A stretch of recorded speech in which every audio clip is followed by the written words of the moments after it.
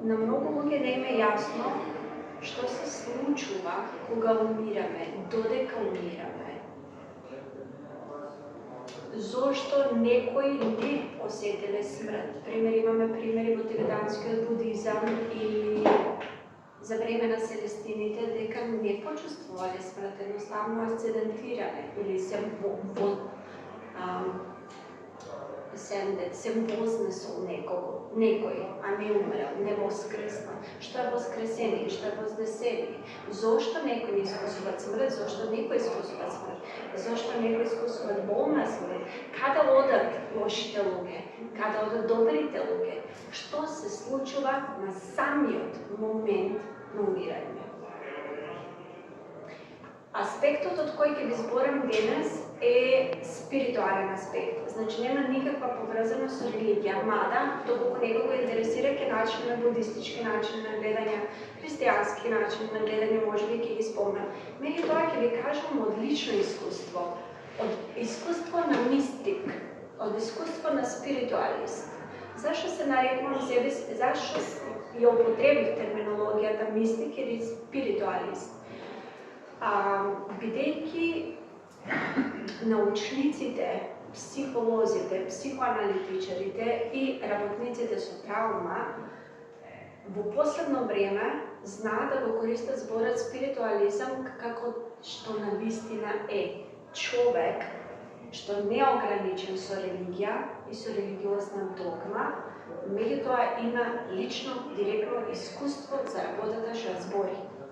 Тоа е спиритуалист. Овие дефиниции веќе доаѓаат од устата на лидери во травма, на лидери што се порано биле доктори, значи хирурзи, меѓутоа сега се занимаваат со поспиритуални теми и они се себе не велат дека се спиритуалисти, меѓутоа познаваат спиритуалисти. Луѓе што имале директни искуства. И ова ми го кажувам и секое моје предавање ќе биде од моје лично искуство. Дури кога ќе дебатираме, пример, наредна тема била сонови, значи ќе дебатираме од моје лично искуство, од искуство на клиентите, од искуство на Селестин, од искуство на спиритуалист. Пред да поминеме на темата на сонување и на сонови, првата тема, нешто што е неминовно е смрт. Навистина што се случува кога дојде моментот да умираме. Тоа многу зависи како сме живееле.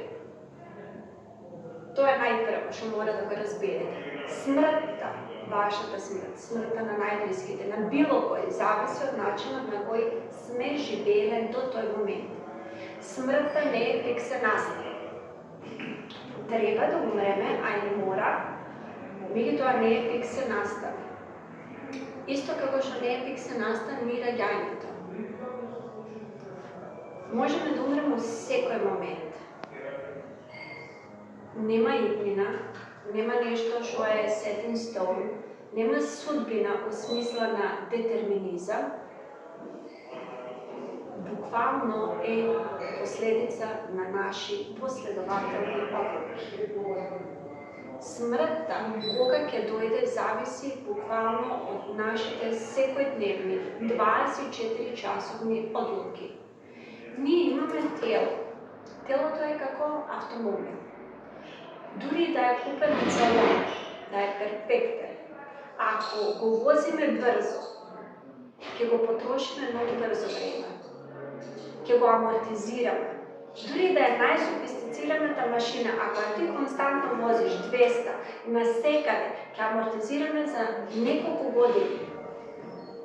И дури и да имаме желба да ја возиме колата, немаме шасија, немаме мотор веќе, нема што да менјаш. Затоа некои луѓе не умираат, а имат волја за живот. 30 години се, 20 години се, 25-6 години се болни од канцер, од автоимуна болест, од некоја болест. Зашто умираат тие луѓе кога беше полна со живот?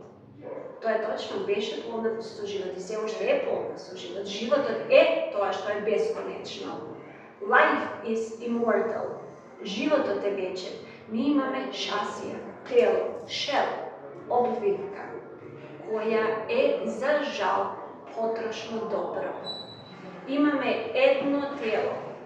Нашето тело е за жал фиксно.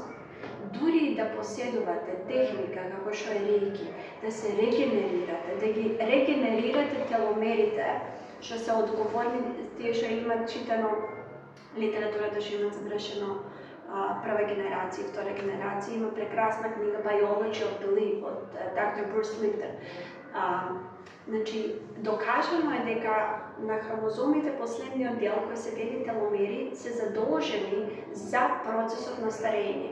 Колку побрзо ние го амортизираме нашето дело, го форсираме, стрес, работа, workaholic, значи една работа, втора работа, леле децата, леле да излегувам, леле ова не направи, леле она не направи, тие теломери се побрзо се скратуваат и кога ќе останеме со малку теломери, нема како, а да не умреме.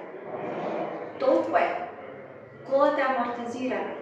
Сега, има техники у процесот на живење со кои може да се регенерираме теломери. Меѓутоа пак, ако ти колата, колку и да ја носиш на автомеханичар, ако пак ја брзаш и брзо ја возиш, не стигаш да регенерираш толку многу колку што користиш. Ќе ти се продолжи животот за колку? За 3-4 години, 5 максимум, и пак нема веќе vehicle, нема превозно средство. И кога ќе дојде момент на смрт, какво ни е превозното средство, толку болна ќе ни е смртта.